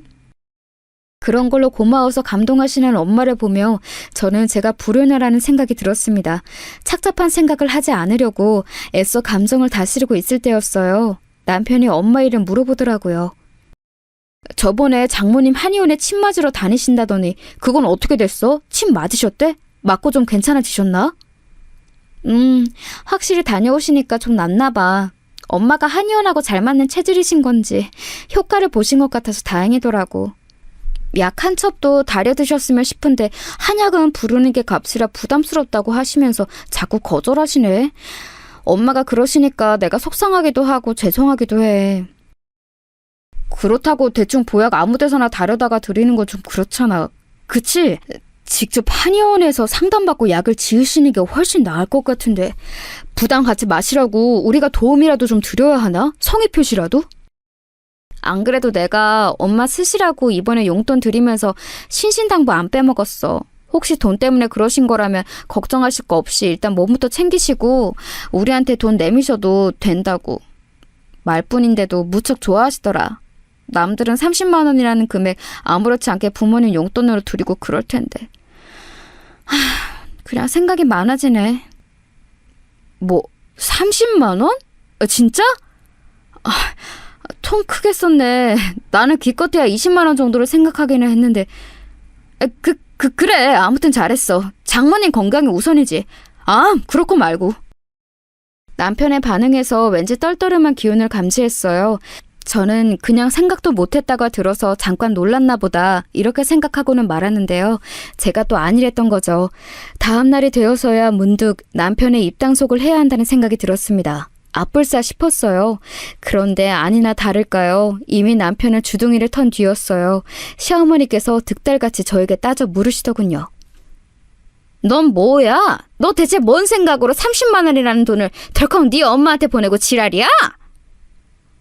어머님, 지금 네 엄마라고 하셨어요? 왜 그런 실언을 하세요? 너무 흥분하신 것 같은데 좀 가라앉히세요. 듣기 거북합니다. 실언 같은 소리 하고 있네. 거북한 건 네가 네 애미한테 마음대로 30만 원씩이나 용돈으로 턱 보낸 걸 두고 바로 거북하다고 하는 거야. 제가 그렇게 큰 잘못을 한 건가요? 빠듯한 형편이긴 합니다만 저희 엄마가 요새 건강이 별로 안 좋으신데 거기다 대고 30만 원 못 드릴 정도는 아니에요. 그리고 어머님, 어떻게 네 애미라는 천박한 언행을 입에 담으실 수 있으세요? 제가 어머님의 다혈질이신 거 익히 알고 있는데도 이건 진짜 간과할 수가 없네요. 하루에 12번도 더 계산기 두드리면서 가계부 착착 써도 모자랄 판에 네가 황당한 짓거리나 일삼고 있으니 내가 네 정신머리 똑바로 고쳐놓을 수만 있다면 천박해지는 게 뭐가 대수니? 내가 지금 나 좋다고 너한테 이러는 것 같아? 다 너희 위해서 피가 되고 살이 되는 조언을 해주는 거야. 30만 원? 그거 쓰기 전에 너 우리 범준이하고 상의는 했어? 이번 달 생활비가 어떻게 되겠다. 이런 거 계산 다 마치고 한 거 맞아? 시어머니의 고함에 머리가 다 아팠습니다. 이쯤 되니까 저는 이런 상황에서 그래, 내가 잘못이다 라는 생각을 하고 있더라고요. 좀 더 치밀하고 철저했어야 했는데 괜히 부주의해서 남편이 시어머니께 또 전부 고자질하도록 만든 아니란 제가 잘못이었습니다. 한편으로는 좋게 생각하려고 애도 써봤죠. 시어머니께서 억척스레 구시느라 지금 저러시는 거구나 이렇게 여겼습니다. 당신의 아들을 끔찍히 위하시는 분이니 돈 나가는 게 남편의 고생과 같은 거라고 느끼셔서 크게 화가 나신 거라고 속으로 생각을 해봤죠. 그래서 그때 시어머니께 대충 그냥 죄송하다는 식으로 둘러대고 마무리를 했어요. 앞으로는 더 제 자신이 부주의하지 않으면 된다고 여기면서요. 주둥이 가벼운 남편은 그냥 이거 가지고 잔소리하기도 싫더라고요. 이런 남자를 배우자로 맞은 제 팔자가 지독히도 박복하다고 스스로를 비웃었네요. 그런데 이렇게 참고 또 참고 산 제가 도저히 참을 수 없는 일이 곧 벌어지고 말았습니다. 그로부터 한 달 뒤에 시어머니 생신이었던 건데요. 저는 자칭 효자인 남편이 알아서 시어머니 생신 아이디어를 내길 바랐습니다. 제가 저희 엄마 용돈 30만 원 드린 것 가지고 남편의 고자질을 겪고 시어머니의 타박을 받았으니 시어머니의 생신은 그냥 남편이 알아서 해결해 보기 원했어요. 하지만 시어머니께서 예상치 못하게 먼저 생신 선물을 지정하셨습니다. 그걸 저한테 말씀을 하시더라고요. 예, 나는 너희들한테 거나한 거 요구할 생각이랑 없어. 거창한 선물 그런 거 받아봤자 뭐 하겠니? 서로 부담만 되고. 그런 거 가만 보면 실용성이 하나도 없지. 올해는 그냥 현금만 받고 치우련다. 다른 건 아무것도 하지 마. 그게 너희들한테도 좋잖아. 저희는 뭐 어머니께서 원하시는 대로 최대한 맞춰드리는 거죠. 어머님 혹시 저번 일로 저한테 삐지셨다거나 그러셔서 거창한 거 안 받겠다고 하시는 건 아니죠? 그러면 저 너무 마음 불편해서요. 내가 그깟 일로 왜 삐지니? 너도 참 별 이상한 걱정을 다 하는구나. 정말 솔직히 그 순간 시어머니께 감사한 마음이 들었어요. 정말 돈만 들이고 치우는 그런 생신이 될지는 미지수였지만 어쨌든 말씀이나마 그렇게 해주셔서 듣는 입장으로는 썩 나쁘지 않더라고요. 자꾸 그 끔찍히 아끼시는 아들을 두고 며느리인 저에게 이런저런 연락을 다 하시는 시어머니의 면모만 봐도 생신 때 더 고생해야 하는 쪽이 남편이 아니라 저인 것은 너무나도 자명했으니까요. 그간 남편은 시어머니 생신 때마다 건강하세요, 사랑합니다 이런 축하 인사만 멋쩍은 표정으로 드리면 그게 효도를 다하는 거였고 미역국부터 잡채까지 음식 차리고 뒷정리하고 드린 선물에 대한 각종 잔소리 같은 의견을 들어드리는 것도 제 몫이었지요. 이번에야말로 남편에게 많은 걸 전가할 심산이었지만 어찌됐든 시어머니께서 그렇게 말씀해 주시니 반가웠네요. 순간적으로 30만 원을 떠올렸다가 그래도 생신인데 아니지 싶어서 50만 원까지 액수를 생각했습니다. 남편에게도 말했더니 괜찮아 하더라고요. 순전히 제 짐작이었지만 제가 엄마께 용돈으로 드린 30만 원보다 큰 액수라서 흔쾌히 괜찮은 느낌이었네요. 그런데 시어머니께서 제 예상을 뛰어넘는 액수를 말씀을 하시더라고요. 네? 어머님 지금 100만 원이라고 하셨어요? 너 왜 그렇게 놀라니? 네가 놀란 것은 내가 더 놀랐다. 제가 솔직하게 그냥 말씀을 드리자면 50만 원 정도를 생각했었어요. 그런데 2배 액수가 나오니까 제가 깜짝 놀란 거죠. 수중에 100만 원도 없다 이런 얘기는 아니고 이게 현금이다 보니까 아무래도 부담이 좀 될 수밖에 없네요. 뭐가 부담이야? 너는 네 시어머니 생신인데 부담 같은 걸 우느라 마음이 드니? 100만 원 가지고 이러는 며느리 세상 처치에 너밖에 없을 거다. 어머님 왜 또 말씀을 그렇게 하세요? 저희 엄마 30만 원 드렸다고 저한테 되게 뭐라고 하셨으면서 솔직히 100만 원은 3배 이상인데 너무 큰 금액 아닌가요? 그거랑 이거랑 어떻게 같니? 어? 하여간 이 똘추 맹추! 시어머니께서 발끈하셨는데 거기에서 저는 몇 배로 열이 받았습니다. 갑자기 죽었다 깨어나도 그 100만 원 못 드리겠더라고요. 남편에게 당장 그랬죠. 시어머니께서 원하시는 그 금액 못 맞춰드린다고요. 저희 형편이 현금 100만 원 뚝딱 쓸 만큼 넉넉하지 않았으므로 남편도 동의는 되었을 거예요. 고개를 끄덕끄덕 하더군요. 그런데 금세 입술이 대빨 나와 있었어요. 못 드리겠다는 건 알겠는데 당신 왜 말을 그렇게 해? 우리 엄마가 요구 못할 걸 요구한 거야? 그냥 원하시는 걸 말씀하실 수도 있는 거잖아. 당신 반응이 너무 서운하고 섭섭하다. 서운할 것도 많고 섭섭할 것도 참 많다. 남자가 왜 그렇게 그릇이 작아? 매사에 아랑이 간장 종지만한 것 같아. 뭐라고? 당신 지금 내가 몸 성치 않은 사람이라고 우습게 보고서 이러는 거지? 갑자기 얘기가 왜 그렇게 튀어? 그 피해 의식 좀 제발 버려. 그리고 몸이 딱히 성치 않은 것도 아니잖아. 세상에 얼마나 몸 불편한 사람들이 많은데 당신 정도는 아무것도 아니야. 제발 거기에 사로잡혀서 살지 좀 마. 애가 크면서 뭘 보고 배우겠어? 그러자 남편이 반박은 못하고 입술만 한참 실룩거리면서 씩씩거리더군요. 제대로 삐진 모양이세였는데 그걸 보니까 저는 저절로 한숨이 나왔습니다. 당초에 이 결혼 생활 뭐 어떻게 돌아가고 있는 건지 싶은 원초적인 의문이 들었어요.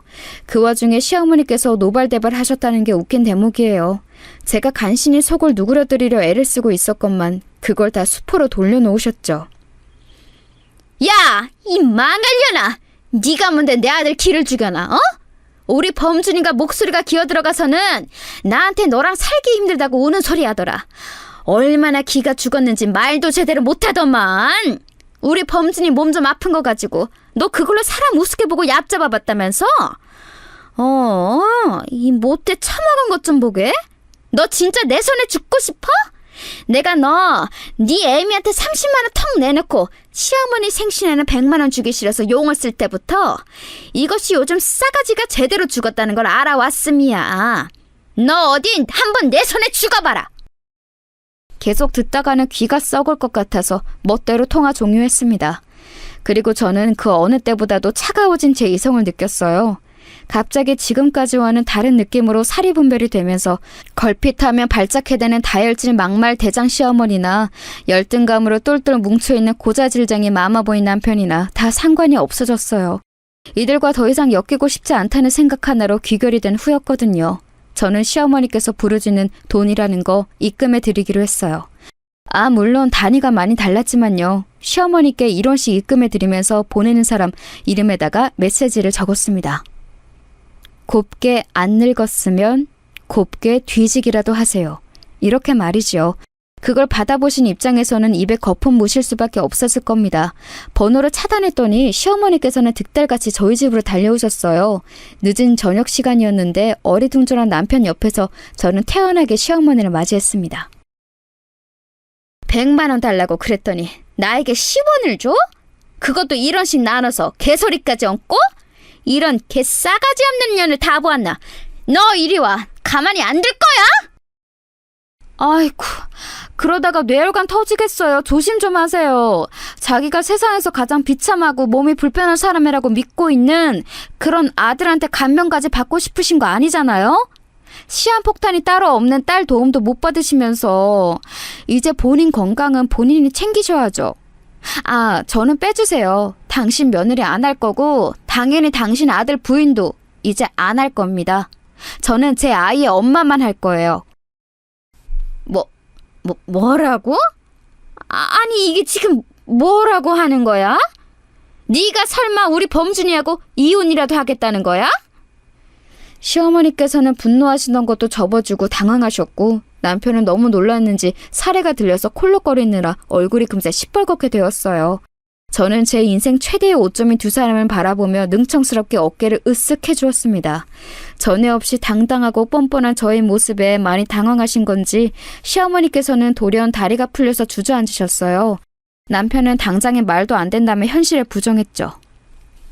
이혼이 애들 장난이야? 당신 지금 왜 이래?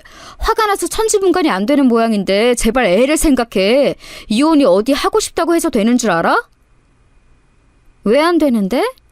이혼할 수 있는 이유 차고 넘치는데? 당신의 엄마를 봐. 지금까지 나에게 일삼은 언행만 하더라도 나 충분히 이혼 소송 걸 만하다고 생각해. 그리고 당신, 내가 꼭 하고 싶은 얘기가 있는데 당신은 몸이 아픈 게 아니라 정신이 아픈 사람이야. 계속 같이 살다가는 나도 그렇게 될 것 같아서 겁이 나고 애도 자기 아빠 보면서 안 좋은 거 닮아갈까 봐 무서워. 도저히 같이 못 살겠어. 좋은 말로 할 때 최대한 평화롭게 이혼해줬으면 해. 저는 차분하게 할 말을 했고 시어머니께서는 비틀거리며 일어나 제 멱살을 잡으셨습니다. 감히 제가 먼저 이혼을 운운했다는 것이 무척 모욕적이라는 얼굴을 하고 계셨어요. 남편은 넋이 나가서는 자기 엄마를 말려서 제 편을 들지도 못하였고 제가 힘으로 자기 엄마를 뿌리치는 걸 막지도 못하였어요. 이도 저도 아니었던 거죠. 이런 남자였습니다. 광란의 시간이 지나간 이후 남편은 이혼을 못 해주겠다고 나왔지만 저는 시어머니의 어떤 구석 한 가지를 알고 있었기에 그걸 이용했어요. 제가 시어머니께 이렇게 말씀을 드렸죠. 남편, 저랑 이혼하고 나면 분명 새 출발할 수 있을 거라고요. 주변 여자들한테 인기가 항상 많았다는 헛소리도 얹어줬습니다. 그래서 제가 결혼 생활이 더욱 힘들었다는 말도 안 되는 거짓을 얹었건만 시어머니께서는 넘어가셨어요. 이혼하고 나면 다시 며느리 구하기가 힘들어질까봐 그게 걱정된 거였는데 내가 우리 태진이를 과소평가했구나. 그래, 더 좋은 여자가 생길 테지. 지금 뭐가 아쉬워서 이혼을 안 해주겠어? 애 딸린 이혼남이면 새 출발하기 힘들 테니까 아예 애 데리고 꺼져버리면 최고인 거지. 엄마, 근데 그렇게 되면 내가 매달 양육비를 이 사람한테 보내줘야 하는데 사람 일 어떻게 될지 모른다고 그 액수가 부담스러워지면 어떻게 해요. 황당하고 무례한 모자는 제가 있는 앞에서 저딴 대화를 잘도 나누더라고요. 남아있던 일말의 정마저 떨어지게 해줘서 되려 고마웠습니다. 사실 그때까지만 해도 시어머니만 없었으면 남편하고 계속 잘 살았을 텐데 라는 의미 없는 가정을 속으로 계속하고 있었는데 그것마저도 이제 사라졌어요. 모전자전이라고 자기 엄마 닮아서 똑같이 별로라는 것을 새삼 깨달았네요. 제 아이의 아빠로 살게 하고 싶지도 않았습니다. 당연히 양육비는 보내줘야지. 그런데 그거 못 줄 것 같으면 지금 각서 쓰고 갈라서자. 앞으로 죽을 때까지 애를 안 보고 살겠다고, 안 찾겠다고 그거 각서 써. 돈인지 자식인지 하나만 선택하라는 거야. 그래? 정말이야? 내가 각서 쓰면 진짜로 양육비 안 보내도 되는 거 맞아? 진짜지? 무릎이 없기다? 세상에, 이런 찌질한 놈도 결혼을 해서 아이가 있었습니다. 이러한 사실을 다시 곱씹어봐도 놀라울 따름이네요. 저는 다른 거 다 차치하고서라도 제 인생에서 시어머니와 남편이란 이 두 존재를 더는 참아주고 싶지 않아서 이혼을 감행했고 더 바랄 것도 없었습니다. 이혼 과정에서 시어머니께서는 저를 향해 글러먹은 것이라며 욕을 하셨고 제 인생이 망할 것이라고 보셨는데 그러거나 말거나 저는 이혼하게 되었다는 것만으로도 좋았던 것 같아요. 역시나 이혼이 성립되고 나니까 알터니가 빠진 것처럼 후련하더군요. 전혀 아쉽지 않았다는 게 스스로도 신기했어요. 다만 엄마께 죄송한 마음이 컸죠. 엄마, 못난 딸이라서 미안해. 앞으로 어떻게든 내가 아이하고 잘 살아볼게. 아니야, 우리 딸 잘했어. 뭘 어떻게 하든 나는 우리 딸 편이고 응원하는 거 잊지 마. 엄마가 없었으면 나는 이혼까지 갈 용기를 못 냈을지도 몰라. 근데 내 뒤에는 결국 엄마가 있다는 걸 아니까 결단을 내렸던 거지. 엄마, 나 사실은 아이를 아빠 없는 아이로 만들고 싶지 않아서 참고 살았던 것 같아. 그게 내 본심이었던 듯 싶네. 아이도 중요하지만 네가 더 중요한 거야. 네가 행복해야 아이도 행복하게 살지. 서영아, 앞으로는 지금까지보다 더 행복해질 테니 그렇게 믿고 살아보자. 내가 함께 도와줄게. 엄마란 존재는 무엇일까 싶었습니다. 나이가 들수록 그저 떠올리기만 해도 바라보기만 해도 눈물이 날 것 같은 존재이더라고요. 제가 제 아이에게 그런 엄마가 될 수 있을까 싶은 생각이 들면서 저희 엄마가 더욱 존경스럽게 느껴졌죠. 엄마가 아이를 봐주셔서 제가 일을 마음 놓고 다닐 수 있었어요. 정말 열심히 일상을 살아나갔습니다. 그리고 얼마 지나지 않아서 정말 놀라운 일이 벌어졌어요. 어떤 일인지 예상 가시나요? 제 친오빠요. 어릴 적에 떨어진 이후로 소식조차 모르고 살았던 그 존재 말이에요. 갑자기 엄마에게 연락을 해오더니 엄마와 저를 보려고 찾아왔습니다. 너무 오랜 시간 찾아뵙진 못했어요. 죄송해요. 엄마, 제가 공부를 좀 오래 해서 직장도 늦게 잡았고 결혼도 늦게 했는데 지난달에 아이가 태어났어요. 근데 태어난 제 자식을 보니까 엄마 생각이 나더라고요. 마지막으로 봤을 때 꼬맹이였던 제 동생도 떠올랐고요. 엄마의 연락을 받기 싫다고 사춘기 시절에 괜히 철이 없어서 객기로 고모께 말씀을 드렸던 것인데 사실은 그 이후로 후회를 했지만 자존심 때문에 처리하지 못했습니다. 서훈아, 우리 아들 울지 마라. 네 잘못 아니야. 너 잘못한 거 하나도 없어. 지금까지 건강하게 잘 살아줘서 고맙다. 말쑥하게 차려입은 오빠는 시종일관 무심한 표정을 짓고 있었지만 뜨거운 눈물을 흘리더군요. 참 묘한 광경이었던 것 같아요. 아주 오랜만에 본 것이라 어색했는데 현연이란 이상하더라고요. 단 몇 시간 만에 저는 오빠와 저와 친남매라는 게 금세 와닿았어요. 기억 속에 남아있는 아버지의 모습에 겹쳐 보이는 것이라든지 저와 눈매가 아예 똑같이 생겼다든지 하는 것들을 보면서 남들과는 다르구나라는 걸 느꼈습니다. 어색함이 금방 풀린 건 아니었어요. 그리고 오빠는 다시 출국을 금세 앞두고 있었으니까요. 캐나다와 프랑스, 미국을 오가며 지냈더라고요. 고생도 많았지만 지금 현재는 자리를 잡아서 꽤 안정적인 수입을 올리고 있는 중이었어요. 새언니는 미국 시민권자이지만 영어보다는 한국어가 편한 재미고표였어요. 그래서 오빠도 내내 우리나라에서 산 사람처럼 한국말을 잘하는 건가 싶었네요. 남들보다 많이 냉정한 성격을 지닌 오빠가 엄마와 저를 찾을 생각을 한 건 분명 새언니의 영향도 큰 것 같았습니다. 전화통화만 몇 번 한 게 전부이지만 굉장히 다정하고 사려 깊은 사람이더라고요. 새언니의 이모할머니 되시는 분은 한국에 거주 중이셨는데 공교롭게도 엄마 댁과 아주 가까이 살고 계셨어요. 그걸 한 이후로 종종 교류를 하게 되었죠. 형편이 무척 좋으신 분이었는데 어린아이 웃음소리가 듣기 너무 좋다면서 엄마가 제가 일하는 동안 아이를 데리고 그 댁에 놀러 가면 엄청 반겨주셨어요. 그리고 이것저것 많이 챙겨주셨지요. 여기서 또 인연이 생겨났어요. 새언니의 이모 할머니, 그분과 평생을 친하게 지내오셨다는 절친이 계셨는데요. 이 절친분께서 저희 예비 시어머니가 되셨습니다. 이분의 막내 아들과 제가 교제를 하게 되었거든요. 어쩌다 이렇게 흘러왔는지 모든 게 신기하고 얼떨결한 따름이에요. 저는 처음에 거절을 했었지만 자꾸만 저에게 돌진하는 그의 마음을 계속 모른 척 할 수가 없어서 받아주었고 연애는 생각보다 진지하게 이어졌어요. 어느새 정신을 차리고 나니까 결혼 이야기까지 오가고 있더군요. 유복한 집안에서 난 사랑을 듬뿍 받고 자란 막내 아들이 왜 저 같은 여자하고 이러는 것인지 암만 해도 안 믿겨서 저는 내심 자신이 없었습니다. 그래서 어느 날 아예 대놓고 예비 시어머니께 여쭈어 보았어요. 제가 애 딸린 이혼녀라는 거 정말 개의치 않으시는 거예요? 저는 좋은 형편에서 자라지도 살아오지도 않았고 기껏해야 전문대 나와서 최저임금을 주는 직장만 전전해온 게 전부인데요. 명문대 나오고 외국 유학까지 다녀온 대기업 다니는 막내 아들을 고작 저 같은 사람하고 맺어주셔도 괜찮으시겠어요? 우리 막내가 좋다고 하는데 내가 뭘 어쩌겠어. 자식의 인생은 자식의 것이지. 부모는 그저 자식이 좋아할 때 같이 웃어주고 슬퍼할 때 같이 울어주면서 그렇게 살면 되는 거야. 최후의 저지선에서 든든하게 자식의 등을 지켜주며 그렇게 살다가 가는 거지. 절대 그 안으로 들어가 개입하면 안 돼. 그리고 솔직하게 말을 해보자면 나는 우리 사용이가 엄청 마음에 드는걸? 내 며느리가 되어준다면야 나야 고맙지. 그 말씀을 듣고 제가 하마터면 눈물을 왈칵 쏟을 뻔했는데 간신히 참아냈어요. 저도 한 아이의 엄마로서 반드시 이렇게 여유로운 속내를 가진 엄마가 되겠다고 이 순간 다짐했습니다.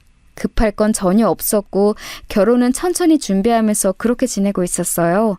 모든 게 순조로운 일상. 어느 날의 주말 오전에 저는 예비 신랑의 차를 몰고서 마트에 장을 보러 나갔어요. 장을 일찍 봐서 맛있는 건 만들어다가 아이하고 셋이서 피크닉 놀이를 점심때 나갈 작정이었거든요. 생각만 해도 입가에 미소가 지어져서 오늘 하루도 참 행복하겠다는 예감을 하면서 문득 옆을 쳐다봤어요. 4차선 도로에서 막 신호 때문에 멈춘 직후였습니다. 그런데 웬 화분을 파는 노점상 앞에서 옥신각신하는 손님들이 보이는 게 아니겠어요? 딱 보니까 화분을 구경하다가 그걸 깨먹어서 주인과 손님들이 실전을 벌이는 상황 같았어요. 문제는 그 손님들이 제가 아는 얼굴이라는 것에 있었죠. 조수석 창문을 쭉 내리자마자 익숙한 목소리가 들려서 제가 코웃음을 쳤습니다. 뭡니까? 지금 내가 그깟 5,000원 물어주기 싫어서 이러는 걸로 보이세요? 혹시 내가 다리 좀 불편하다고 그거 보고 지금 나를 우습게 여기시는 겁니까? 전 남편의 못난 모습에 고개를 절레절레하고 있을 때 그 옆에 있던 전 시어머니와 눈이 딱 마주쳤어요. 그러자 긴가민가하는 표정으로 무척 놀라시더군요. 제가 큰 소리로 외쳤죠. 여기서 다 뵙네요. 그간 잘 지내셨어요? 세상에, 네가 뭔 일이야? 이 삐까뻔쩍한 차는 다 뭐고? 너 어디 로또에 당첨됐니? 당황해서 외치시는 동안 전 남편은 헐레벌떡 차에 가까이 다가오더니 뒷좌석에 반쯤 열린 창문으로 아이를 확인했어요. 아이가 뒤에 타고 있었거든요. 전 남편이 창문 사이로 다급하게 그러더군요. 아빠야, 아빠! 우리 귀염둥이 아빠 알아보겠어? 그러자 아이가 그 즉시 짜증스러운 표정을 지으며 고사리 손으로 잘도 버튼을 눌러서 창문을 올려버리더라고요. 전 남편이 당황해서 뒤로 자빠지기 일보 직전인 모습을 저는 웃음을 꾹 참으며 쳐다보았습니다. 어느새 옆으로 함께 다가와 있는 전 시어머니까지 모자 둘이서 여전하다 못해 전에 없이 행세까지 남루해 보이는 모습이었어요. 전 남편을 향해서 혀를 끌끌 차준 제가 전 시어머니를 향해서는 마지막으로 이렇게 외쳐주었어요. 화분 얼마 안 하는데 그냥 물어주세요. 제가 예전에 드린 돈도 있잖아요. 10원이요. 그거 보태 쓰시면 되겠네요. 그럼 저는 가볼게요. 일정이 바빠서요. 마마보이 아들하고 즐거운 주말 보내세요. 차가 앞으로 나아갈수록 사이드 미러를 통해 보이는 두 사람의 모습이 작아지더군요. 전 시어머니 그분이 바닥에 털썩 주저앉으시고 이내 부축하려고 들던 전 남편까지 그 옆에 쓰러지듯 앉아버리는 광경이 그대로 보였어요. 그렇게 두 사람은 제 인생에서 존재감이 계속 작아질 테고 사라질 예정이었죠. 그건 제 인생에서 최고로 통쾌한 드라이브였습니다. 지금의 저는 제가 과거에 어떤 경험을 했는지 알면 까무라칠 사람들과 새로운 인연을 쌓아나가며 존중과 존경을 드리고 싶은 시어머니와 저로 하여금 내조의 여왕이 되고 싶게 만드는 사랑하는 남편과 행복하게 지내고 있습니다.